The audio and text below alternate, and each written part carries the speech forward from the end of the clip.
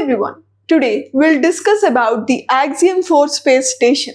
An interesting fact is our Indian astronaut is going to carry tardigrades to the space. Indian astronaut Subhanshu Shukla will become the second Indian to go to space. Do let me know in the comment section who was the first one.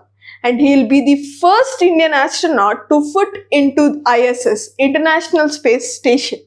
Now, Axiom 4 is the fourth private space flight to ISS.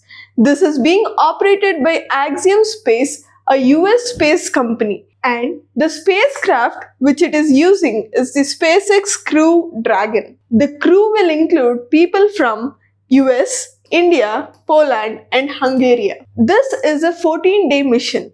In this, there will be scientific experiments conducted to see if a new commercial space station can be established.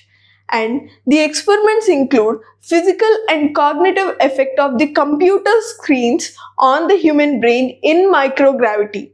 And second one is the behavior of tardigrades. And also the growth of cyanobacteria in space. And the fourth one is the impact of space flight on 6 variety crops, especially on moong dal. Now, this space mission will help to have a good collaboration between India and US with regards to space, and it will also help India in Gaganyaan mission. Tardigrades, these are water bears. These are microscopic in nature and have 8 legs. These feed on plant and algae fluids. They existed from 600 million years and survived all the 5 mass extinction. That means they're capable to sustain many and extreme temperatures and conditions.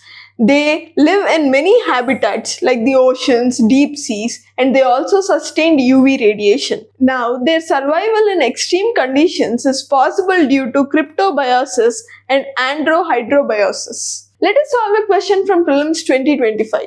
Consider the following space mission: Axiom 4, SpaceX, and Gaganyaan. How many of the space missions encourage research in microgravity? All the above is the answer. Thank you.